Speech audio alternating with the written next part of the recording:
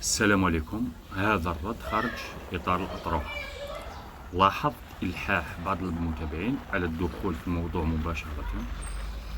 هذا الأمر أرفضه لأن هذه الأطروحة مشروعها النهائي تدوين كتاب بعد تثبيت المراجع والتنقيحات. أما ما أقوم به من نشر موقع التواصل الاجتماعي يدخل في إطار تنقيح المذكور آنفا، ذلك لإعانة على إيجاد ثغرات والإلمام ببعض الأفكار.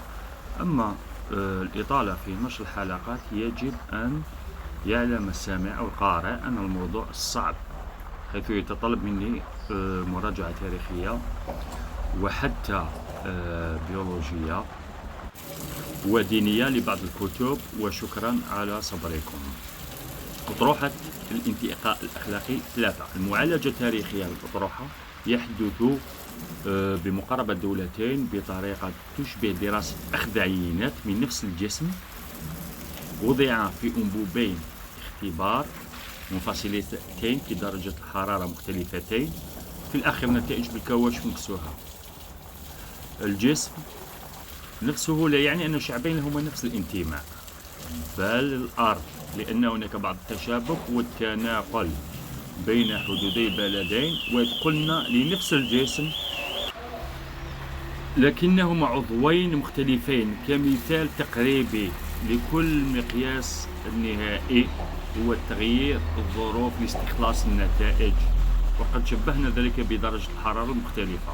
رغم أن الملمح العام للمعرفة المنتشرة والسائدة أنهما من نفس أصل الأمازيغي، وكذا نفس الإضافات الأخرى أي الأجناس المنتقلة فيها مع اختلاف نسبي فقط بسبب الوقائع التاريخية والوضع الجغرافي الغير مرآتي، وهذا أمر طبيعي. المقارنة بين دولتين منهجيا على حدة، حيث كل منها نستقي ما يهم دراستنا، أي ليس بالشمول بل بالعمق كرونولوجيا، حيث الأحداث وفورا نعالج لنسطر نتائج على الأقل افتراضات. المغرب الأقصى. الأمور المهمة التي من المنهج معالجتها والتطرق لها في هذا البلد حتى يمكننا الربط والمقارنة والخروج من مصداقية النتائج خارج الإطار ما بين قوسين.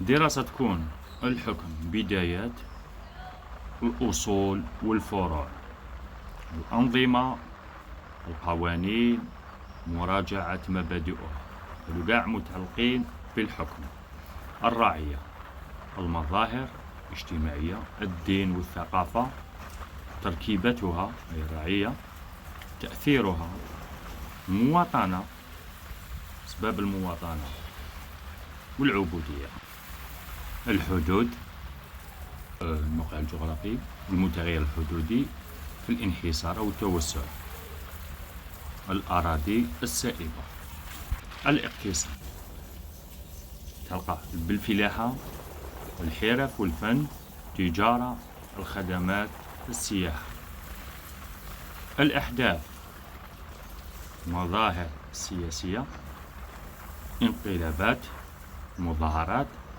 ثورات، انقسامات، التأثيرات نقطتين، الداخلية البينية، الجوار، البلدان الإفريقية الأخرى، البلدان الأوروبية الغير مسلمة، والبلدان المسلمة الأخرى نقطة، والانتقاء الأخلاقي والمخرج المورفولوجي، مقاربة علمية ودلائل على الانتقاء الطباع غير من صور المورفولوجيا الإنسان في المغرب الأقصى،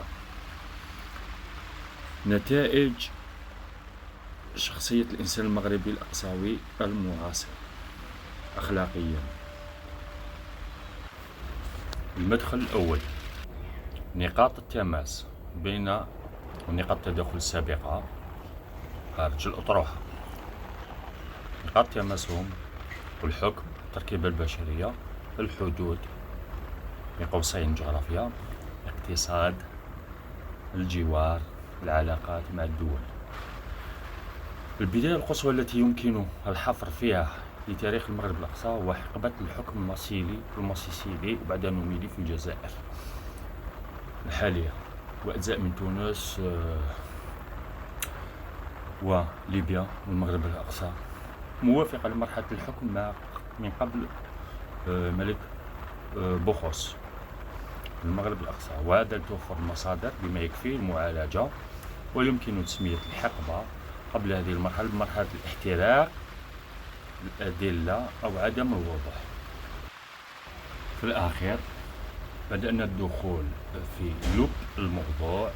الحلقة الرابعة إن شاء الله ندخلوا في المعالجة المباشرة والتدقيق والدخول في نقاط مهمة جدا راح تدير بعض علامات الاستفهام وراح تجيب النقد وبعض الاتهامات، ممكن اتهام بالعنصرية. استنوا الحلقة الرابعة. بالعقل حتى نكملوا الكتاب تاعنا، والسلام عليكم ورحمة الله.